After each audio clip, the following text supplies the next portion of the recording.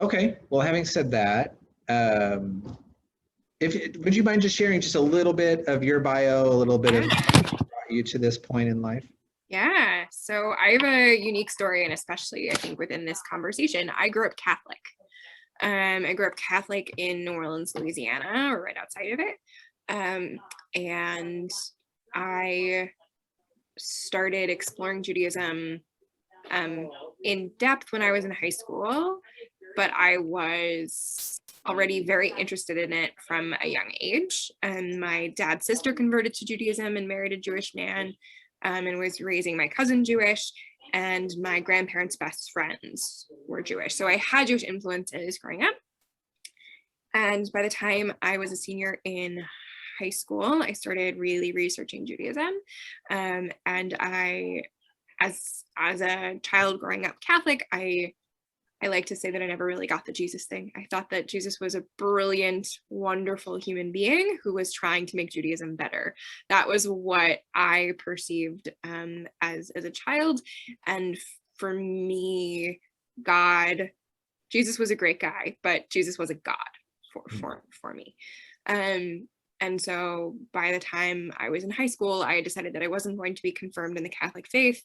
And I thought I might want to convert to Judaism. When I went to college, within a week, I got in touch with a Hillel there and started helping out with them, and eventually been going to services regularly and decided to pursue conversion fully. I converted. And Hillel being a student club, a student Yes. Jewish club. Yeah, sorry. It's a Jewish student organization's international. Organization, right. It's international. And then I converted where I was at college at Rhodes College in Memphis, Tennessee, with a rabbi at the temple, the Reform Synagogue there. Mm-hmm. And I thought that I was going to be a professor of American Jewish history. My research and background in college was on some degree ethnomusicology related to the transition from Orthodoxy to Reform in Jewish music, because the organ was the impetus for many synagogues actually to transition from one to the other, and the use of Christian choir directors who would work with Jews to write Jewish choral music or Jewish music that was performed in synagogues. So I sort of logically wanted to pursue a master's in Jewish studies or American Jewish history. I decided to go to Hebrew Union College in Cincinnati. I did not know that it was a seminary. I didn't know that it was going to be filled with rabbis necessarily. But all through college, I had pretty much as soon as I was officially Jewish, I was elected the president of the Jewish Student Organization. I was a junior board member for Hillel of Memphis. I was writing in the ranks of what you would typically do if you were a college student who was pursuing the rabbinate. I was teaching Sunday school. I was staffing youth events. Like, I was doing all of the things that one might be doing, and I had no idea. And I was an RA. So I was spending a lot of time doing unintentional pastoral care without ever knowing what I was doing.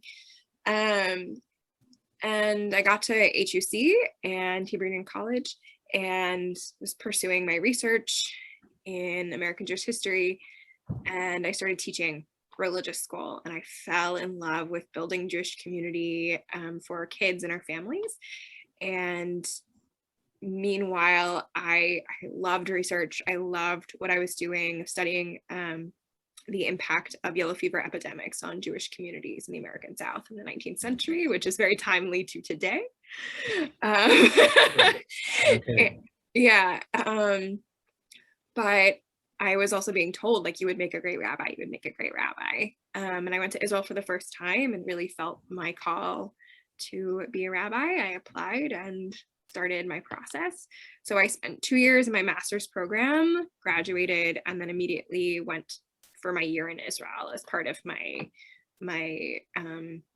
program of study for Jewish Seminary, and was ordained in June of 2019 and came to Beth El Hebrew Congregation as one of the rabbis and director of education here at Beth El. Oh, great, thank you. I imagine you and I could talk a bit about ethnomusicology and organ versus and just cultural borrowing or cultural imposition of musical styles. That comes up a lot over here on our side of the street too. Yeah, that's great. Well, just to reciprocate for a moment, I'll let you know that I grew up Pentecostal, which is pretty different from, probably know, pretty different from the Episcopal tradition. Had a fairly circuitous route to arrive where I am now.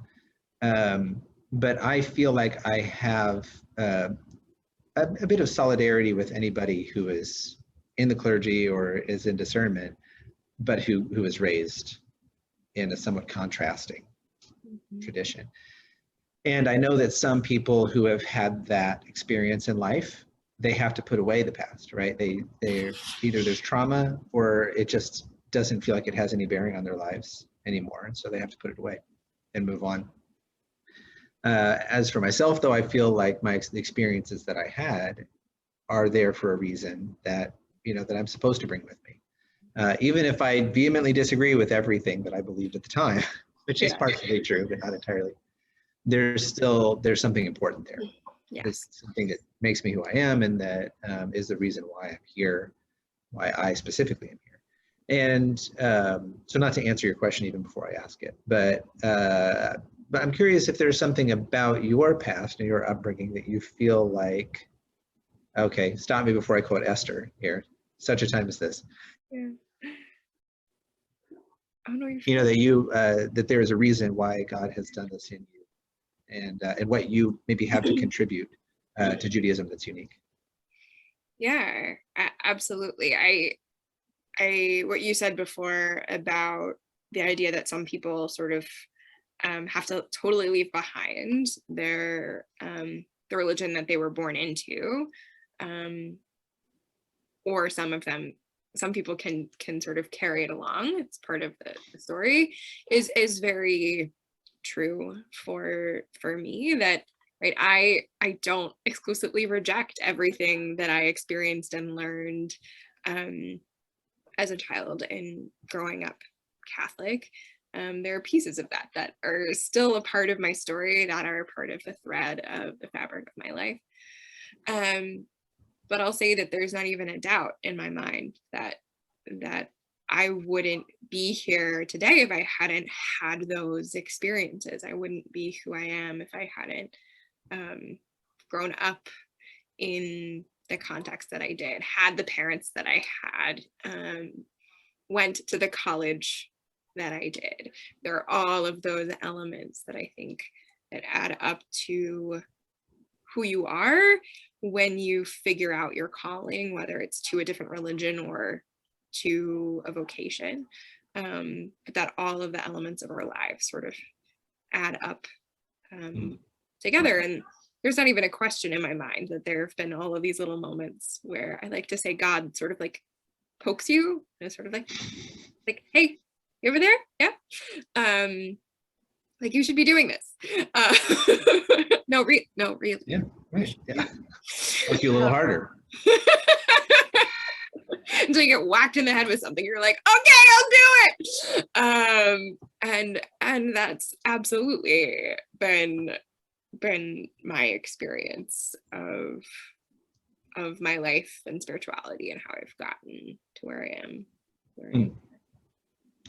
Do you feel like it, I mean, I like to say every pastor is different, every priest is different, every rabbi is different, that there's not a specific mold, and no one should, and this is close to my heart at the moment because I've just been through a search process of finding my place in how, you encounter people who said, well, our last rector was like this, or our last associate was like this, and so they're just kind of looking for somebody to, or a pet dies and you go looking for the exact same pet, it's something that we obviously have to learn as humans. Yeah. That an individual, even if that individual is not human, cannot be replaced. Yeah. And so we need to be, celebrating the unique gifts and the unique offering of every clergy person, you know. And I'm curious how you see that in yourself, if there's something in your experience that you feel like you bring something really different. Yeah, I mean, I think that because I am a Jew by choice, because I chose Judaism, I bring a different perspective to my rabbinate. My conversations with conversion students are very different because I've literally experienced some of the things that they're experiencing or the questions that they've had. And I can, right, of course it's different, but I can speak to that experience and say, no, literally, I very much understand what you're going through here, because here's where my challenges were too. And one of the things that I like to say is that I'm a good translator from Jewish to Christian or Christian to Jewish. I'm very good at those, like translating those moments, because I in some ways still speak to cultural languages or religious languages that both groups don't always speak, and is really helpful for Jews by choice because they have questions about translating from one thing that existed in their Christian life to, does this exist in Judaism and what is it called? And I can translate in a way that not all born Jews can do that. But I would say that I bring many different gifts, right, to my position and to my rabbinate, because of my variety of experiences of being someone from New Orleans who experienced Hurricane Katrina, right? So I've experienced deep trauma, which helps me to understand and relate to the experience of COVID. And my research in yellow fever epidemics, right, and American Jewish history, there are all of these different facets of who I am, which are integrally tied to my service as a clergy person, on top of the fact that I've been singing since I was 6 years old and voice lessons and all these things. So, and I'm an educator. I have a really intersectional story and can help people and access different points of learning and understanding because of who I am and because of all of these pieces. Yeah. That's a good, intersectional is good. I think translate is another good word too. And especially for our present purposes, because I mean, we reached out to Rabbi Spinrad and we're very excited about the opportunity. I think he was very excited about the opportunity too. But when he was, unable to do it for scheduling reasons and suggested you, and just a quick look at your bio, and I'm like, oh, I'm sure this would have been incredible with Rabbi Spinrad, but it sounds like it can be incredible with you in a different way, and in a very specific way in terms of that translation between cultures, between ideologies. So I want to kind of drill down from the general to the specific, and if I can get midway between general and specific, there is a keyword that's been front of mind for seminarians here on this campus, and as well it should be, I think. And the word is appropriation. And before I get into any specifics about the exact this word or this event or that event, I'm curious if you have just sort of some general thoughts about specifically Christian appropriation of Judaism. Yeah. I think that the main thing that gets appropriated the most frequently, and most rabbis would say this, and my teacher on the intersection of Christianity and Judaism would say this, is the Passover Seder. And the interpretation of it as the Last Supper as a Passover Seder, right? And therefore we do a Passover Seder, and we've just sort of adopted it like Christians have adopted it as a Christian, arguably a Christian activity. That's not necessarily run by Jews or done in conversation with Jews. And especially around that time of year, right around this time of year, there's historically a lot of tension between Jews and Christians regarding Easter and things like that. And so So that's the main place where I've seen it, as well as touches here and there in terms of use of Hebrew, or a Star of David here or there, or things that I wonder, right, if Christians understand the symbolism behind what they're doing and wearing, because it's not necessarily in conversation with someone who is Jewish. All of that being said, with the exception of Passover, I have yet to experience Jews being particularly annoyed by Christians adopting or appropriating symbols and things like that. Because if I'm being very honest, Jews have reappropriated many other things from many other cultures, because we're diaspora religion that has existed all over the world. If you listen to Eastern European music, Jewish music, it is based in Russia. It is based in that music. If you listen to German Jewish music from the 19th, 20th century, it's Vishamru, which is a song we sing on Friday nights, is a German drinking song. like yeah.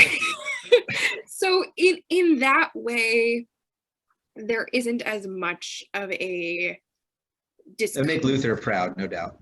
Yeah, there's that not sort of appropriation. Yeah, it's not as much of a discomfort with it. I think the Seder is the main place in which it gets sticky, as well as in film is the other thing that I will say is that I can think of a number of films that have depicted Jews in such a way. I don't know that it's appropriation per se, but where films have been stereotyping a lot. Yeah. So, but I would say that, especially, I think Episcopals are great. So let me just start saying there. I think you're the best of the Christian denominations. Personally, if I was Christian, I would be Episcopal, but I'm not.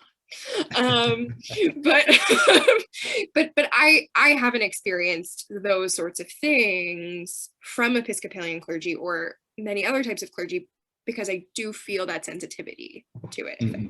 Right. Yeah. Yeah. And I mentioned Luther a minute ago. It's kind of a joke with the German drinking song, but of course there's major issues with anti-Semitism with Luther, and I want to make sure and call that out as well. Even that face. Yeah. And I would say that I'm speaking about this in terms of modern terms, right?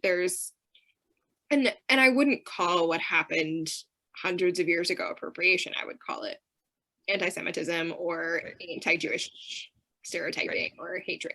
It's very different than today. Yeah, well, and there's whole books, of course, about the replacement theology and about supersessionism and things we don't have to go into a lot of detail about.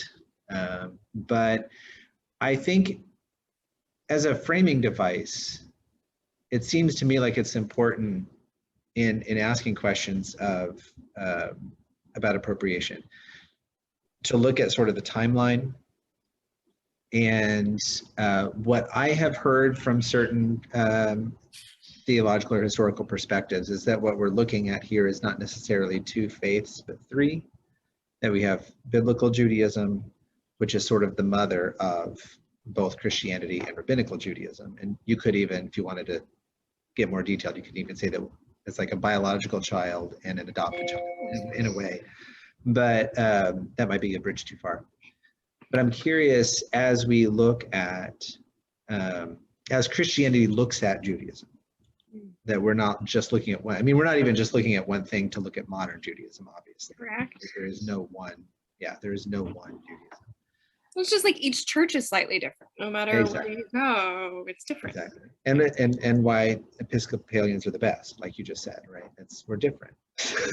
So anyway,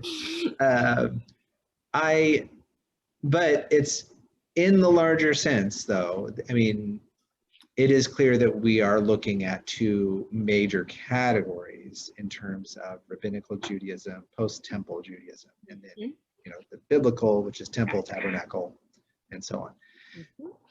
And I am aware that some Christians can get a bit, especially sensitive Christians who care, and that's all good, can get a little bit nervous about studying the Old Testament, the Hebrew Scriptures, too deeply, because it feels like, well, aren't we sort of borrowing all of this from Judaism, and should we be using Judaism's sacred text and making that ours? Or even when we interpret, let's look at Isaiah. Oh, well, are we allowed to interpret Isaiah as Christians in a way that a Jewish person or a rabbi might disagree with? So I don't know if there's any short answer to any of this, but I'm curious how you see the lay of the land when you look at those sort of three, so to speak. Yeah, I think it's a great question. I just want to like reframe it to you. So, because you mentioned, right, appropriation and timelines, and also Judaism's, and like how that could be applied to sort of different iterations of Judaism. So appropriation potentially of biblical texts, quote unquote, appropriation of rabbinic or modern texts. Is that what you're sort of going with? And it's a pretty open-ended question. Okay. So yeah, feel free to just sort of react if you want. Yeah. So my feeling, right, from growing up Catholic, which was basically like, this is the Bible, this is what it says, there's nothing else to look at. I think it's amazing and important that Christians of all denominations understand that biblical Judaism is not the same as rabbinic Judaism, and that there are so many texts that actually explain what is in the Christian Old Testament or in the Hebrew Bible that gets you to Christianity in the way it is today, or that gets you to modern Judaism and in the way we practice things, because that is often the greatest challenge, is not putting things in context, right? I think that it's one thing to read scripture as a piece of spiritual sustenance, where you find meaning, and not just what we call the pshat, or the like straight meaning of the text, but what's underneath it for us. How does it hit us personally? But when you're trying to understand it, you really have to see where all the layers are and how people have commented on it. So just as that there have been many Christian commentators on the Hebrew Bible as well as the New Testament, and recognizing that those are things that are important. It is your text as well. We happen to read it differently and understand it differently, but there's no reason why a Christian can't engage with Rashi as a commentary, or with the Talmud and how that applies to historical understanding of Hebrew scriptures.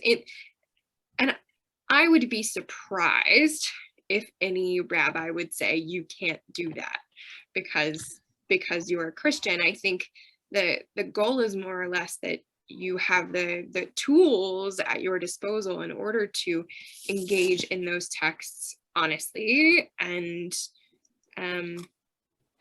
aren't doing them in a total vacuum. Context is a great word for all. It's context, and right, there's a reason why Christians have both the Old Testament and the New Testament. You have both of them, and it's not, who am I to say you can't have your texts too? Because just like I think Paul, I'm gonna go on a little tangent. I think Paul was the best salesman ever. That's my take. And Peter arguably brought along Jewish people who became Christians, who still followed many of the Jewish practices of potentially keeping kosher or Jewish marital laws, but believed Jesus was the Messiah. Whereas Paul brought along all of these pagans and other people who didn't have an attachment to these other texts, but Paul did. And it's a marriage in my head, right? You can't have one without the other, because Jesus's context was of biblical and rabbinic Judaism. And in order, if we can talk about the search for historical Jesus, that's a whole other conversation. But right, if you're trying to understand the New Testament, you can't do it entirely looking to what was Jesus's parable or references tied to? How did the apostles understand this quote that they were bringing from another text in the Hebrew scriptures? It helps to contextualize.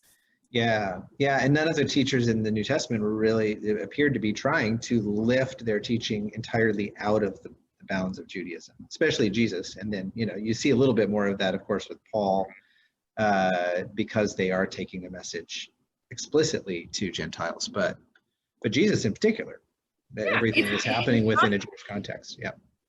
Arguably, I mean, if you, right, there are so many different ways to interpret it, but Jesus was a teacher, Jesus was a rabbi, right, in that respect, and many of his teachings can be tied back to the Mishnah, or tied back to rabbinic Judaism in its context in that time period, in the biblical period, right?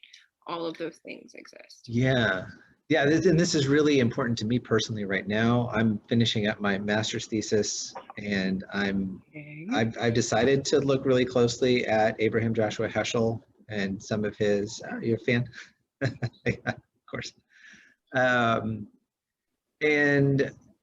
then he points back to some of the rabbis, and specifically to sort of he pits two rabbis against each other, Akiva and Simeon, and says, well, here's our yin yang on this particular subject.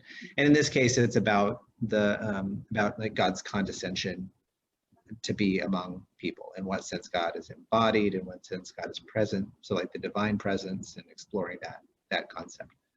And in my case, it's sort of exploring that as a precursor to the incarnation of Jesus, and seeing that, well, this wasn't some just like completely out of left field thing, the idea of the incarnation, that groundwork is laid in the Old Testament. Yeah.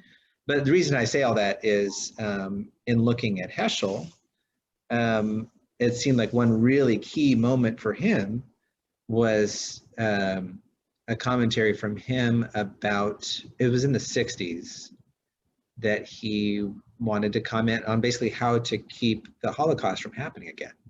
And one of those ways, he said that Christians had begun ignoring or disregarding the Hebrew scriptures in particular, and or the Jewishness, the Jewish, heritage or roots of Christianity. So he seemed to be imploring Christendom to reawaken, to return to that reality. And hey, look what happens when you forget, or look what happens when you ignore. It leaves the world wide open for people like Hitler. So I don't know if you, have specific thoughts about that notion. Yeah, I haven't read the text, to be honest. I would love for you to send me the citation on that. I'm not familiar with that one. I think it's in a book that's sitting right here, but I'll keep my focus with you. So I know that life. I'm like, yeah. But I think that one of the things that I actually really appreciate about marriage between people of different faiths, specifically of Christians and Jews, is this, because it's not necessarily a deep study of Jewish texts or a deep study of Christian texts, but simply a matter of the fact that Jews and Christians can get along and find value in either religion's culture and beliefs and practices in a way that secures the future, and in my mind says that the Holocaust wouldn't happen. Yeah. Because there are so many allies in that respect, of people whose lives are touched by Jews, or vice versa. There's less hatred in the world when the person who is another is your partner, is your aunt, is your uncle, is your friend.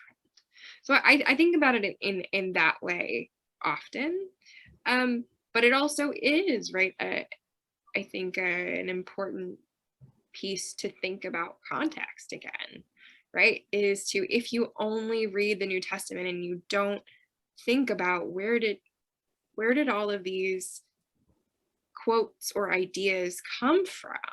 They didn't come out of a vacuum. Right. They were percolating long before there were other sectarian groups that were having ideas and having conversations, and this one was the most powerful and took root.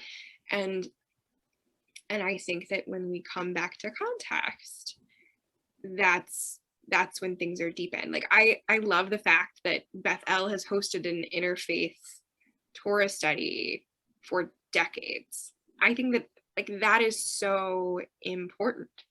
Interfaith clergy relationships are so important because you can look at our shared sacred text and see that exchange of ideas and learn from each other. It's both, it's ours, right? It's mine and it's yours, and we interpret it differently, and that's okay. It's the othering of each other that isn't. Well, and it's our hope in the Episcopal Church, of course, that as we learn to be one body, as we say, one Lord, one faith, one baptism amongst ourselves, and hold different interpretations of the same texts, that helps us to be good interfaith partners, good interfaith neighbors as well. Yeah. And it may be that those communities of Christians who are a little bit better at disagreeing with each other also may be better, maybe I should say better positioned to have good interfaith relationships, and that's kind of the hope.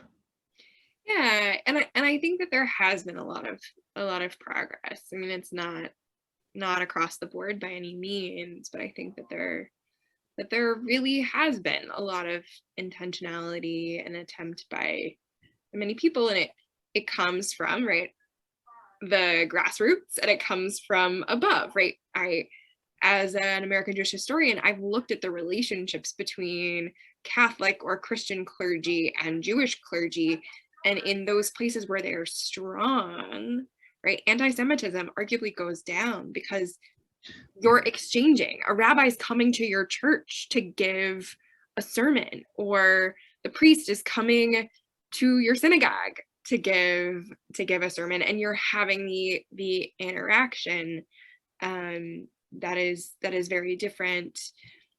And when you get to a deeper level, right, of interactive text study and sharing traditions in a way that is meaningful, you really begin to prevent the harm that is possible when we misinterpret texts. Yeah. The relationship is really the key to so much that interfaith, but also everything. It's life. Across any divide. And there's so many. I think, and I want to be respectful of your time here, but if I could then take that down a level deeper in terms of specificity to the exchange that sparked this. It is a tradition amongst the classes of the seminary to design its own cross, largely to be worn around the neck with vestments, but also for some people, put them in a frame on a wall or use it for other purposes as well. But we each design our own. And so individually or for your our class. So the class in 2021 had a committee, worked together, designed it. It was a really beautiful design, and everyone loved it. And nobody had any qualms about any of it, except for the thing that was at the very center. And for context, it's worth mentioning that on two of the arms of the cross, there was a Greek alpha and a Greek omega, and that just refers to Jesus saying, "I'm the alpha." Yeah. And I say that for other people who might be watching this video who don't. Oh, that's fair.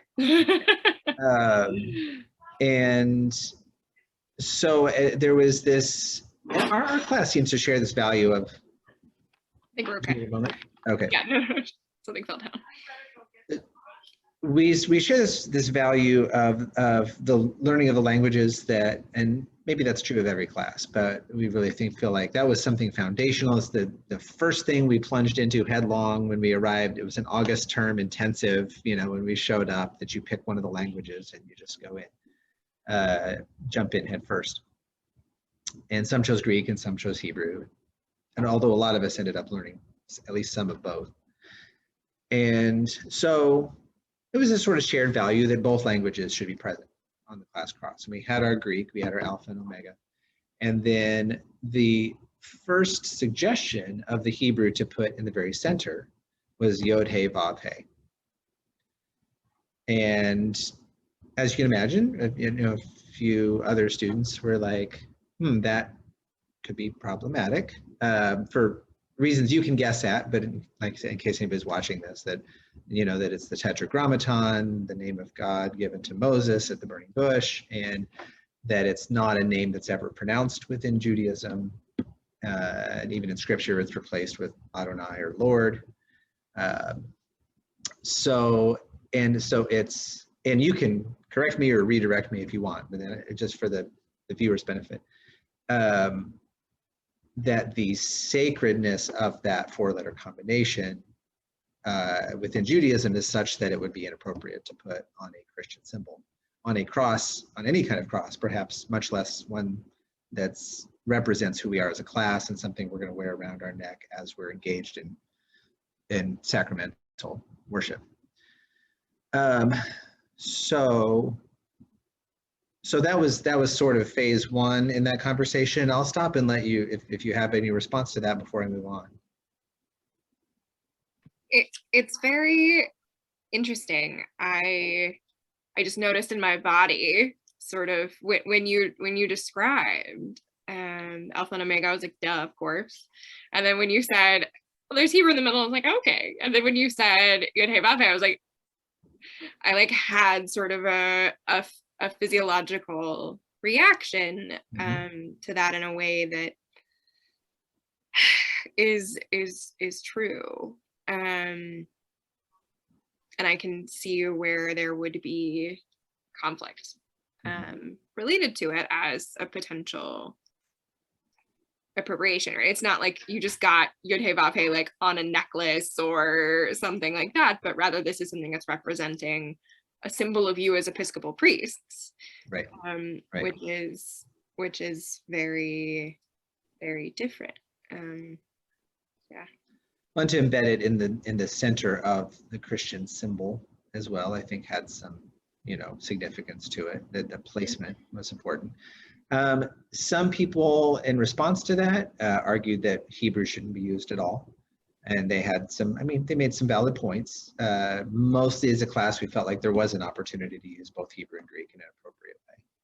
Appropriate, but not appropriative, right? So the next suggestion was also deemed problematic, although perhaps a little bit less so, and that was the word Shema. So I understand how there could be some differences of opinion there as far as that goes, but I didn't know if you wanted to react to that suggestion. I like that option better. Right. I like that option significantly better. Right. Yeah, it's a Hebrew verb. Yeah, right. Okay. Again, for the benefit of the viewer to hear, as in Shema, O Israel, hear, O Israel. Yeah, I think that the one piece, right, again, is like, what is it directly tied to when you think of Shema? Like when you think of Shomer, right, like I'm just throwing out other liturgical Jewish words. Shomer means to guard, right, and there's not like a prayer like that is deeply embedded in the word Shomer, right, versus Shema Yisrael Adonai Eloheinu Adonai Echad is like the most core prayer for Jews. So that's where it's challenging. Yes, it is a verb, and yes, it is a nice thing to just listen to that God that is within all of us. And and context again is, if somebody had just said, well, what's the Hebrew word for here? We want to talk about listening and we want to make that a theme. Then you're like, oh, well, I guess you could have a reason for that. But I mean, I'm sure it's obvious that the reason for its choice for that suggestion was because of the Shema. It wasn't just that it's a verb, it's the Shema. And it is, I mean, it does point back to a quotation. I think it's just in Mark of the Gospels where Jesus quotes that and says, "Hear, O Israel," when he's asked what the greatest commandments are, instead of launching straight in and saying, "Love the Lord your God with all your heart, mind, soul, and strength, and love your neighbor as yourself." I'm pretty sure in Mark specifically, that is prefaced with, "Hear, O Israel, the Lord our God, the Lord is one," and then love the Lord your God. It would make sense because it is the direct quotation from Deuteronomy. So. Deuteronomy, right? So, so that's the context for why that was suggested. But that was also declined by we actually had a whole breakout committee just for this, just to discuss this one question. That is also appropriate because, if Yod He Vav He may be the most sacred single combination of letters in Judaism, perhaps Shema, the most sacred prayer. And again, please redirect me if I'm not quite hitting the mark on any of this. You are hitting the mark. Exactly. Okay. So a few more ideas were thrown out, and I don't need to go through all of those. What we ended up deciding on, we sort of liked where it was going with the Shema in terms, the thematic terms. And so, but we kind of shifted down through it a little bit to the "and you shall love." And removing the "and," just went with ahavta. And so we ended up with the word ahavta, you shall love, in the middle of the cross. And that was one that we all felt was respectful and something so central, that you shall love. So that's just narratively to give you that's how it worked out. But in the process, even because not everybody was 100% confident in the conclusion, and a lot of us were very concerned about the process that we went through and not feeling like we were qualified to be talking on both sides of this issue back and forth and to be really handling these questions by ourselves. And that is actually what prompted this conversation right now, or more specifically the forum in April, is we sort of made a promise to ourselves as a class that we would seek out expertise, that we would invite everyone to join and to be able to benefit from that kind of a dialogue. Yeah. So that's kind of the setup for April 7th. If maybe that's the lines you'd like to be thinking along for your initial speech, or however you want to frame that up. Questions of appropriation of the Hebrew language, of the Hebrew scriptures, symbolism, and so on. And maybe just trying to move forward with some confidence in the need and the benefit of understanding Jewish roots without always feeling like we're sort of on thin ice. Mm-hmm. And that, if I could speak for myself, I think that could be one of the most beneficial things, is to not avoid opportunities to become more familiar with our Jewish roots, because we're always afraid that we're going to cross the line to appropriation. To be vigilant, but not with fear, Yeah. The phrase that comes to mind to me is, so there's a prayer in Jewish liturgy called Elu Devarim, and these are the things that are limitless, is literally what the initial statement is, and it goes through a slew of mitzvot, slew of commandments that are pretty solid, mourning the dead and helping them to burial, or accompanying the bride and the groom to a wedding, visiting the sick, right? Things that are pretty standard. But at the very, very end, it says Talmud Torah Keneged Kolam, that the study of Torah encompasses them all. And I think that what is what is important to me here is that there is never any harm in continuing to learn and to dig deeper into your history and your context. What gets dangerous is when you make a decision and you haven't looked at the context or thought through how this might land to an audience, Christian or Jewish or otherwise, right? But when you root whatever you're doing in real study, then you know where you stand, and that's it to me, right? Like when you look at the text, right? You shall love God with all your heart, with all your soul, with all your might. That is a universal concept, right? So ahava, ahavta, whatever it is, right, is a universal concept, versus yod he vav he perhaps is more of a Jewish name for God, right? Mm-hmm. In an Episcopal church, you wouldn't say Adonai necessarily in conversation, but you would talk about the value and the importance of loving your neighbor as yourself and loving God, right? And so studying text within their context, but coming back to who you are is I think where this is. And it sounds to me that you really went through this process with a lot of thoughtfulness and intentionality, and really got to a place that I think represents, right, something that shows the context in the study, that Christianity is deeply rooted in Judaism's past and history, and that love is a value that is shared in both.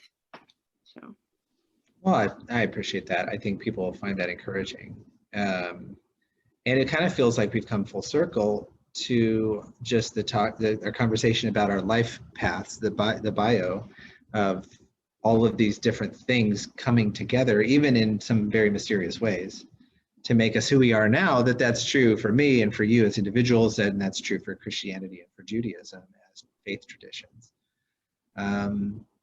And I hope that we can move forward as a Christian faith and to see Abraham and Moses and David and Isaiah and all of them as that we can see that as our history, but obviously not exclusively our history, because I mean, that sounds ridiculous, but that happens. That has happened. Yeah. And to not have this same kind of ownership, and to understand that there is a different level of ownership, yes, within the Jewish community when it comes to Moses and Abraham and David, and so on, than we experience.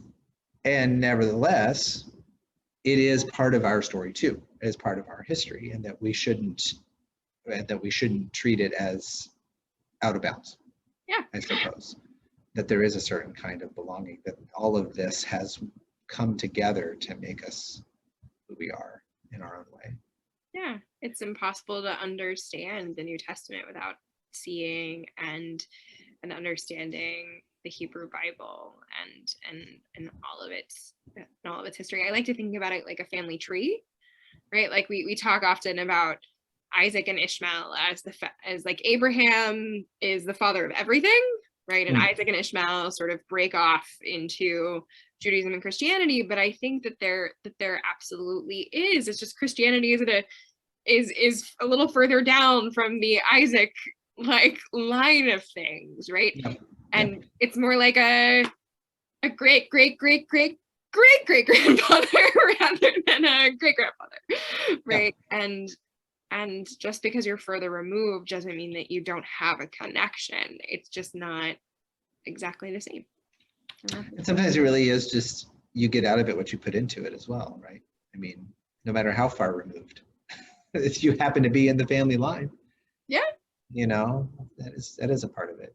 Yeah, and I think the other piece that, right, is important to me, and perhaps has been important for a long time in my life, because I would ask questions as a child, and there had to have been Catholic priests and nuns who had written things on the questions that I'd ask, but I also encourage, right, everyone to read Christian commentaries, right? There are traditions, right, that go far beyond, right, to the desert Christians and early church fathers that are also really important. That is, so too is that your history, and that these texts have been read and understood long before us as well. And right, the study of Torah, the study of learning of texts encompasses them all, and